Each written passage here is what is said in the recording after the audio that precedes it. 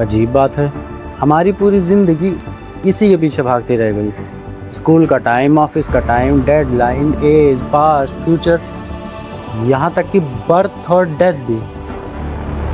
लेकिन ये जो टाइम है, क्या ये सच में एग्जिस्ट करता है कि नहीं, या फिर तुम सिर्फ एक मशीन को चलते हुए देख रहे हो?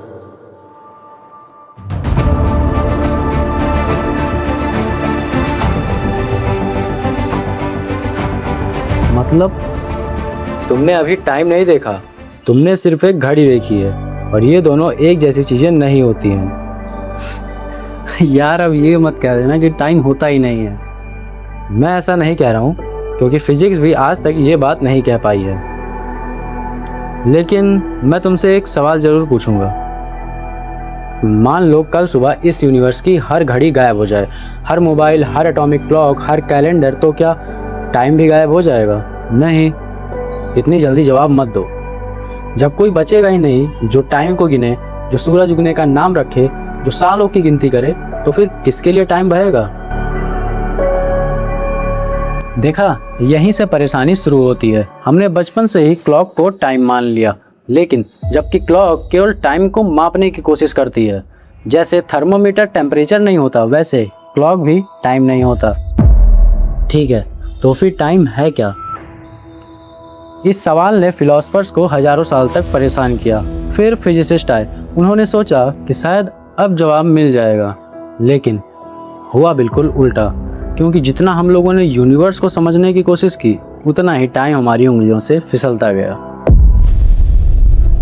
तुम्हें लगता है कि इस पूरे यूनिवर्स में एक ही टाइम चल रहा है, और यही सबसे बड़ी गलतफहमी है। मतलब अगर मैं कहूँ कि इस छत पे खड़े दो लोगों के लिए टाइम अलग अलग स्पीड से गुजर सकता है, अब तुम मजाक कर रहे हो। काश ये मजाक होता। 1905 में यही बात एक आदमी ने पूरे दुनिया से कही थी। लोग उसका मजाक भी उड़ाए, उसे पागल भी कहा, लेकिन बाद में पूरे फिजिक्स को अपनी किताबें बदलनी पड़ी। कौन? एक पेटेंट ऑफिस में काम करने वाला सिर्फ 26 साल का लड़का। नाम था अल्बर्ट आइंस्टाइन। अगर टाइम सबके लिए अलग अलग हो सकता है, तो इसका मतलब हमारी पूरी दुनिया गलत समझ पर बनी है। नहीं, दुनिया गलत नहीं है, बस अधूरी है।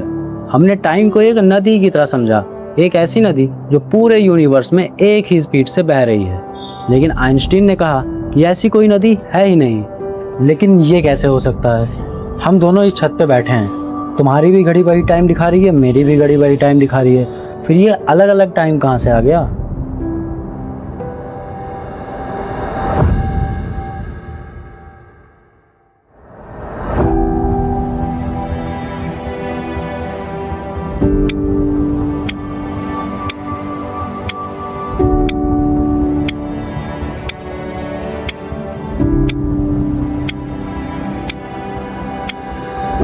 मान लो आज रात तुम पृथ्वी पर ही रहते हो, और मैं एक ऐसे स्पेसक्राफ्ट में बैठकर उड़ जाता हूँ जो अप्रॉक्सीमेट लाइट की स्पीड से उड़ सकता है।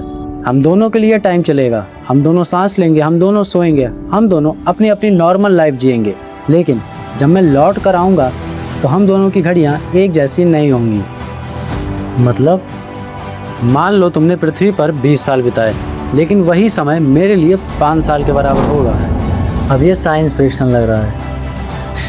काश ये साइंस फिक्शन होता, लेकिन यही स्पेशल रिलेटिविटी है। जितना तेज तुम लाइट की स्पीड के करीब जाओगे, उतना ही टाइम तुम्हारे लिए धीमा होता जाएगा। ये थ्योरी नहीं, ये हजारों एक्सपेरिमेंट से साबित हो चुकी रियलिटी है। तुम रोज जीपीएस इस्तेमाल करते हो? हाँ। अगर आइंस्टीन गलत होते तो तुम्हारा जीपीएस हर दिन 10 किलोमीटर तक गलत लोकेशन दिखाने लगता। क्या? जीपीएस सैटेलाइट्स पृथ्वी से बहुत ऊपर हैं और बहुत ही तेज स्पीड से घूम रहे हैं। उनके लिए टाइम तुम्हारे घड़ी के हिसाब से काफ़ी अलग चलता है। इसीलिए हर दिन हर सेकंड साइंटिस्ट को सैटेलाइट्स के घड़ियों में रिलेटिविटी का करेक्शन करना पड़ता है, वरना नेविगेशन सिस्टम कुछ ही मिनटों में बेकार हो जाएगा। मतलब रिलेटिविटी सिर्फ किताबों में नहीं है, मैं हर दिन उसे इस्तेमाल करता हूँ और मुझे पता भी नहीं चलता। बिल्कुल, यही सबसे अजीब बात है साइंस की। अक्सर सबसे अजीब आइडियाज़ भी हमारे कॉमन टेक्नोलॉजी के पीछे छुपे होते हैं। लेकिन आइंस्टीन यहीं नहीं रुके। उन्होंने एक सवाल पूछा कि अगर स्पीड टाइम को बदल सकती है तो क्या ग्रेविटी भी बदल सकती है? ग्रेविटी? हाँ, इमेजिन करो कि तुम्हारे पास दो घड़ियां हैं, दोनों एक जैसी हैं। एक तुम्हारे कमरे में रखी है और दूसरी ब्लैक होल के पास। दोनों में कोई खराबी नहीं, दोनों एकदम सही चल रही हैं। लेकिन जब तुम दोनों को कंपेयर करोगे तो तुमको पता चलेगा कि दोनों ने एक जैसा टाइम नहीं जिया। तो ब्लैक होल के पास टाइम सच में धीमा हो जाता है? केवल ब्लैक होल नहीं, जहाँ ग्रेविटी ज़्यादा होगी टाइम वहाँ स्लो हो जाएगा। ब्लैक होल तो केवल एक एक्सट्रीम एग्जाम्पल है। अब तक तुम्हें लगता था कि टाइम एक घड़ी की सुई की तरह है, लेकिन टाइम भी स्पेस की तरह होता है, खींच सकता है, मुड़ सकता है, धीमा पड़ सकता है। अगर टाइम हर जगह अलग अलग है तो पूरे यूनिवर्स का प्रेजेंट मूवमेंट कहाँ पे है? यही सवाल फिजिक्स को आज तक सोने नहीं देता, क्योंकि अगर यूनिवर्सल प्रेजेंट है ही नहीं तो पास्ट, प्रेजेंट और फ्यूचर शायद वैसे अलग अलग हैं ही नहीं जैसा हम लोग सोचते हैं। अगर टाइम हर जगह अलग अलग स्पीड से बह रहा है तो फिर एक सवाल बचता है कि अभी इस पल जो हम लोग प्रेजेंट कहते हैं वो यूनिवर्स में एग्जिस्ट भी करता है? तुम्हें लगता है कि पूरा यूनिवर्स इस अभी में जी रहा है, लेकिन आइंस्टीन की रिलेटिविटी कुछ अजीब बात कहती है। दो लोग जो अलग अलग स्पीड से चल रहे हैं वो इस बात पे कभी बिलीव नहीं करेंगे कि दो इंसिडेंट्स एक ही समय पे हुए थे। मतलब अभी हर किसी के लिए एक जैसा नहीं होता। अगर यूनिवर्स में नाउ है ही नहीं तो पास्ट और फ्यूचर की लिमिट कहाँ पे है? यही वो जगह है जहाँ पे फिजिसिस्ट एक थॉट देते हैं जिसे कहा जाता है ब्लॉक यूनिवर्स। इस थॉट के अकॉर्डिंग पास्ट कहीं पे गया ही नहीं, फ्यूचर कहीं से आने वाला ही नहीं है, दोनों पहले से ही स्पेस टाइम का हिस्सा हो सकते हैं। जैसे एक बुक में सारे पेजेस पहले से ही होते हैं, बस रीडर उन्हें एक एक करके पढ़ता है। तो इसका मतलब मेरा फ्यूचर पहले से ही लिखा हुआ है? शायद और शायद नहीं, क्योंकि आज भी फिजिक्स में इस बात पे बहस होती रहती है। जो रिलेटिविटी है वो हम लोगों को स्पेस टाइम का स्ट्रक्चर देती है, लेकिन कॉन्शियसनेस और फ्री विल आज भी उस बात को अधूरा छोड़ देते हैं। लेकिन ब्लॉक यूनिवर्स सच हो या गलत, एक बात तो लगभग तय है कि टाइम कोई ऐसी नदी नहीं है जो पूरे यूनिवर्स में एक ही रफ्तार से बह रही है।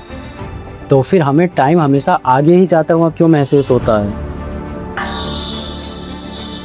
अगर ये कप नीचे गिरकर टूट जाए तो इसके टुकड़े अपने आप वापस कप नहीं बनेंगे। क्यों? क्योंकि ऐसा होता ही नहीं। यही वजह है कि फिजिक्स के ज़्यादातर रूल्स टाइम को आगे या पीछे दोनों डायरेक्शन में जाने की परमिशन देते हैं। लेकिन एक चीज़ है जो हमेशा बढ़ती है, एंट्रोपी यानी अव्यवस्था।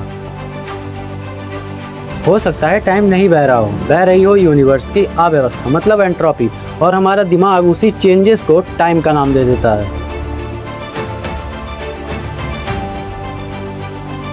तुमने स्टार्टिंग में पूछा था ना कि टाइम सच में एग्जिस्ट करता भी है कि नहीं, तो आज भी इसका कोई फाइनल आंसर नहीं है, लेकिन इतना जरूर मिल चुका है कि टाइम वो बिल्कुल नहीं है जैसा हम लोगों ने बचपन से समझा है।